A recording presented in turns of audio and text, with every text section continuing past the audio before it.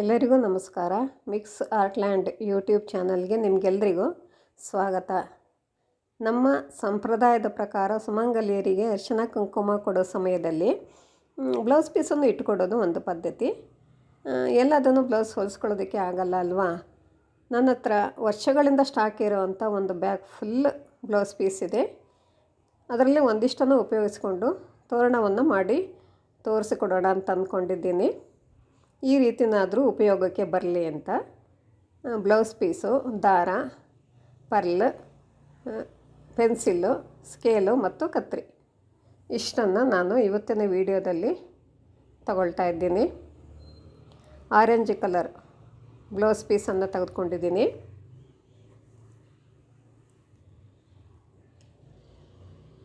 ಸ್ಕೇಲ್ನಿಂದ 8 centimetre mark ಮಾಡ್ತಾಯಿದ್ದೀನಿ. 8, 16, 24 ಪ್ರತಿ 8 ಸೆಂಟಿಮೀಟರ್ಗೆ mark ಮಾಡ್ತಾಯಿದ್ದೀನಿ. ಇದು ಕಟ್ ಮಾಡುವಾಗ ಸ್ಟ್ರೈಟಾಗಿ ಬರಲಿ ಅನ್ನೋ ಕಾರಣಕ್ಕೆ ಅಷ್ಟೇ.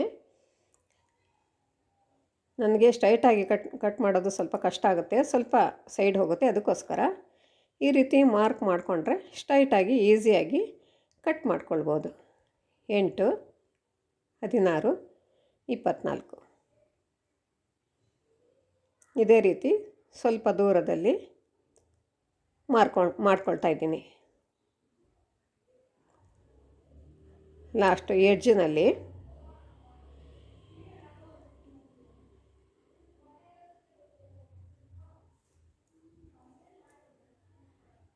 ಇವಾಗ ಮಾರ್ಕ್ ಮೇಲೇ 8 ಸೆಂಟಿಮೀಟರ್ನಲ್ಲಿ ಕಟ್ ಮಾಡ್ತಾಯಿದ್ದೀನಿ. ಇದು ಕಟ್ ಮಾಡೋದಕ್ಕೆ ಈಸಿ ಆಗ್ತಾಯಿದೆ.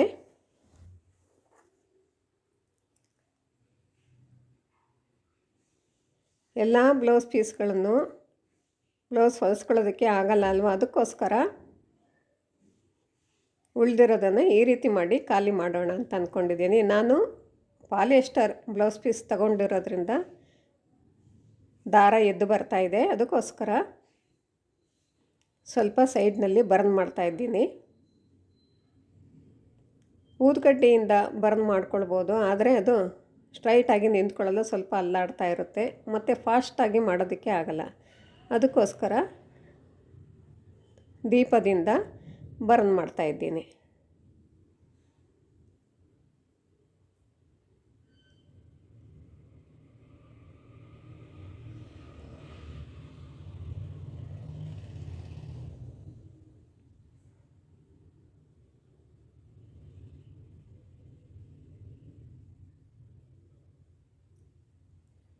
ಇದೇ ರೀತಿ ನಾನು 5 ಪೀಸ್ಗಳನ್ನು ಬರ್ನ್ ಮಾಡಿ ಇಟ್ಕೊಂಡಿದ್ದೀನಿ. 2,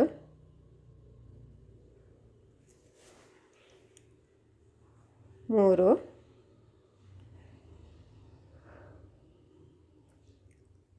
4,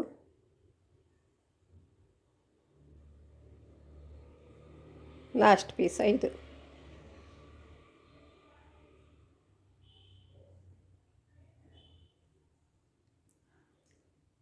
ಎಲ್ಲವನ್ನು ಸೇರಿಸಿ ದಾರದಿಂದ ಗಂಟು ಹಾಕ್ತಾ ಇದ್ದೀನಿ.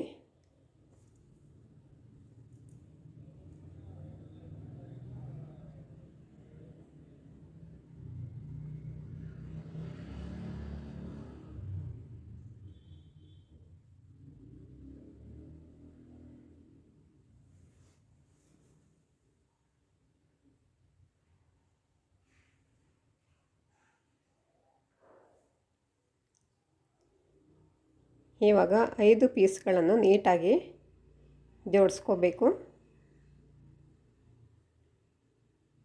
5 ಪೀಸ್ಗಳಿದೆ. ಈಗ 3 ಪೀಸ್ಗಳನ್ನು ತಗೊಂಡು ಜಡೆ ಹಾಕ್ಕೊಳ್ಬೇಕು. ನಾನಿಲ್ಲಿ 5 ಕಾಲಿನ ಜಡೆಯನ್ನು ಹಾಕ್ತಾಯಿದ್ದೀನಿ. ಇನ್ನೊಂದು ಸೈಡು 3, ಕೊನೆಯಲ್ಲಿರೋ ಪೀಸು ಮಧ್ಯದ ಪೀಸು. ಈಗ ಇನ್ನೊಂದು ಸೈಡಲ್ಲಿ 3.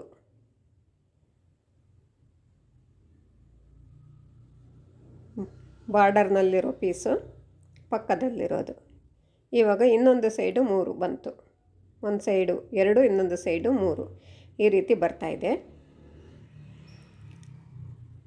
ಗೌರಿ ಗಣೇಶ ಹಬ್ಬದ ಸಮಯದಲ್ಲಿ ನಾನು ಒಂದಿಷ್ಟು ಗೆಜ್ಜೆ ವಸ್ತ್ರಗಳನ್ನು ಮಾಡಿ ಅಪ್ಲೋಡ್ ಮಾಡಿದ್ದೀನಿ ಆಗಲೇ. ನಾನು ಈ ರೀತಿ 5 ಕಾಲಿನ ಜಡೆಯನ್ನು ಉಪಯೋಗಿಸ್ಕೊಂಡು ಒಂದಿಷ್ಟು ಗೆಜ್ಜೆ ವಸ್ತ್ರಗಳನ್ನು ಮಾಡಿ ತೋರಿಸಿಕೊಟ್ಟಿದ್ದೆ. ಆವಾಗ ಇದು ಪ್ರತಿ ಸಾರಿ 5 ಕಾಲಿನ ಜಡೆಯನ್ನು ಹೆಣೆದು ತೋರಿಸೋದಕ್ಕಾಗೋದಿಲ್ಲ ಅಂತ ಅಂದ್ಬಿಟ್ಟು ಸಪ್ರೇಟಾಗಿ ಒಂದು 5 ಜಡೆ ಹೆಣೆಯೋದನ್ನೇ ಒಂದು ವಿಡಿಯೋ ಮಾಡಿದ್ದೀನಿ.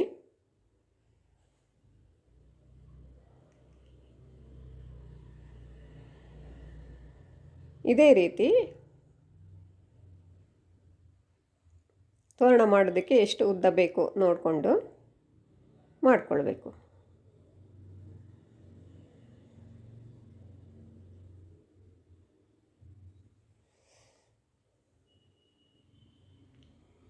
ವೆಯ್ಟ್ ಇಟ್ಕೊಂಡ್ರೆ ಈಸಿ ಆಗುತ್ತೆ. ಈ ರೀತಿ ಮುಂದುವರ್ಸ್ಕೊಂಡು ಹೋಗಬೇಕು. ಈಗ ಮಾಡಿದ್ದೀನಿ, ಒಂದು ಜಡೆಯನ್ನು ಹಾಕಿದ್ದೀನಿ. ಈಗ ಮೇಲ್ಭಾಗದಲ್ಲಿ ಸ್ವಲ್ಪ ಖಾಲಿ ಹಾಕಿಬಿಟ್ಟು ಮಧ್ಯದಲ್ಲಿ ಪರ್ಲ್ ಜೋಡಿಸ್ತಾ ಇದ್ದೀನಿ.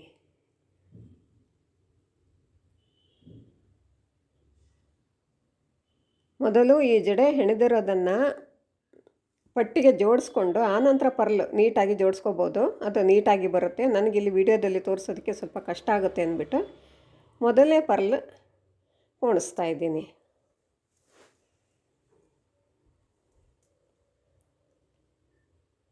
ಈ ರೀತಿ ಒಂದರ ಪಕ್ಕ ಒಂದು ಪರ್ಲ್ ಮೇಲೆ ಕೆಳಗೆ ಸ್ವಲ್ಪ ಜಾಗ ಬಿಟ್ಟು ಮಧ್ಯದಲ್ಲಿ ಪೋಣಿಸ್ಕೋಬೇಕು.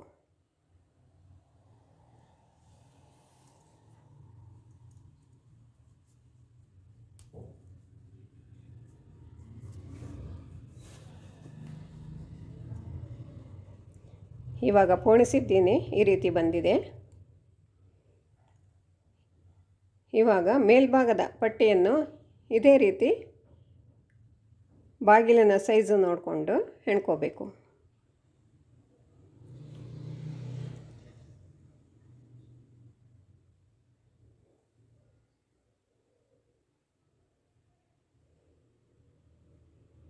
ಪಟ್ಟಿಗೆ ಸೂಜಿ ದಾರದಿಂದ ಜೋಡಿಸ್ತಾ ಇದ್ದೀನಿ.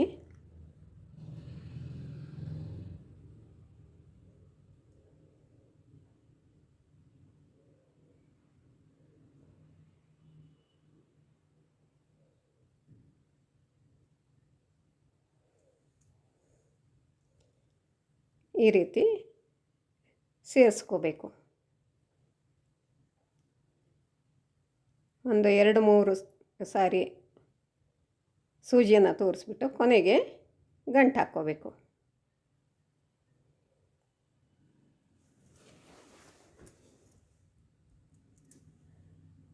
ಇದೇ ರೀತಿ ಇನ್ನೊಂದು ಸೈಡಲ್ಲಿ ಕೂಡ ಜೋಡಿಸ್ಕೋಬೇಕು.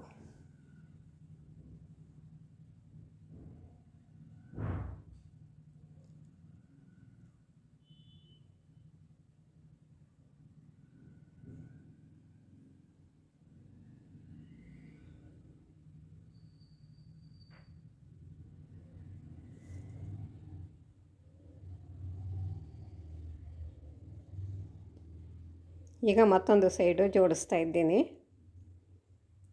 ಇದೇ ರೀತಿ ತೋರಣಕ್ಕೆ ಎಷ್ಟು ಬೇಕೋ ಅಷ್ಟು ಬಟ್ಟೆ ಪೀಸ್ಗಳನ್ನು ಕಟ್ ಮಾಡಿಕೊಂಡು ಈ ರೀತಿ ಮಾಡಿ ಜೋಡಿಸ್ಕೋಬೇಕಾಗತ್ತೆ.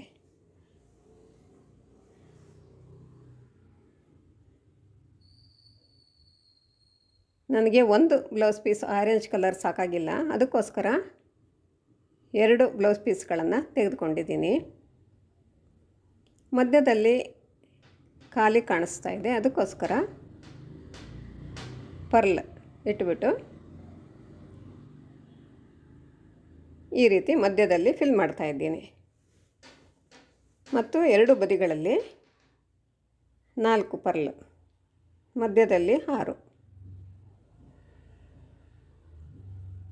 ಸೂಜಿಯಿಂದ ಗಂಟು ಹಾಕ್ಕೊಳ್ಬೇಕಾಗತ್ತೆ.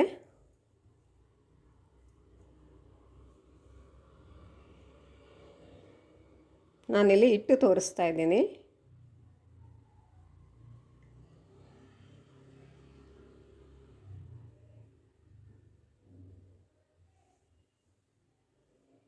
ಪೂರ್ತಿ ಡಿಸೈನನ್ನು ಮಾಡಿದ ನಂತರ ಅದನ್ನು ಬಾಗಿಲಿಗೂ ಹಾಕಿರೋದನ್ನು ನಾನು ಫೋಟೋ ಹಾಕಿರ್ತೀನಿ ಕೊನೆಯಲ್ಲಿ. ಇಲ್ಲಿಗೆ ಒಂದು ಮುಗಿದಿದೆ. ಈ ರೀತಿ ಬಂದಿದೆ ಡಿಸೈನು. ಇಷ್ಟು ಹೊತ್ತು ನನ್ನ ವಿಡಿಯೋ ನೋಡಿದ್ದಕ್ಕಾಗಿ ನಿಮಗೆಲ್ಲ ತುಂಬ ಧನ್ಯವಾದಗಳು.